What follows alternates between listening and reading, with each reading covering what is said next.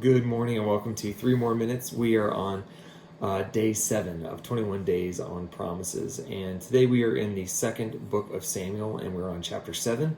And we're going to be looking at verses 1 through 17 on this.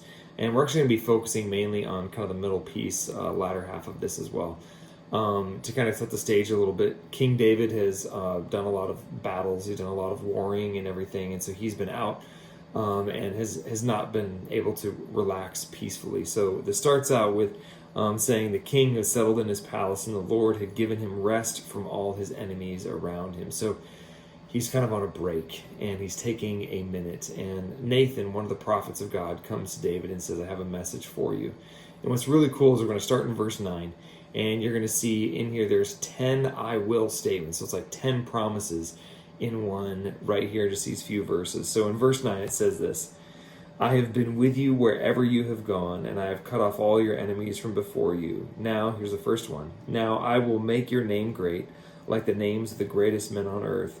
And I will provide a place for my people Israel, and will plant them so that they can have a home of their own, and will no longer be disturbed. Wicked people will not oppress them anymore as they did in the beginning, and have done ever since the time I appointed leaders over my people Israel. I will also give you rest from all of your enemies. The Lord declares to you that the Lord himself will establish a house for you.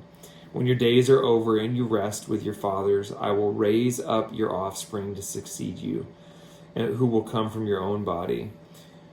And I will establish his kingdom. He is the one who will build a house for my name, and I will establish a throne for his kingdom forever. Right there, God's talking about King Solomon, that he will take, who will build a house for him, who will build what's known as Solomon's temple. Then verse 14, I will be his father, and he will be my son.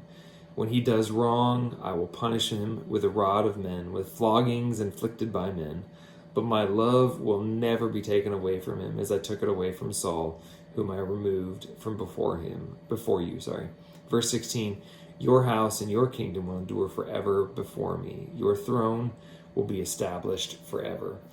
And while this is kind of God talking to David, it's also meaning something for us. No matter what we go through, no matter what happens, God is with us. He loves us. Sometimes life punishes us and things happen.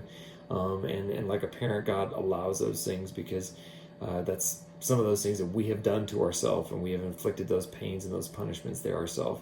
But God is always there. His love never changes. And that's something that is really hopeful to me. And I hope it gets you off on the right foot this week. I hope you have a wonderful and blessed week.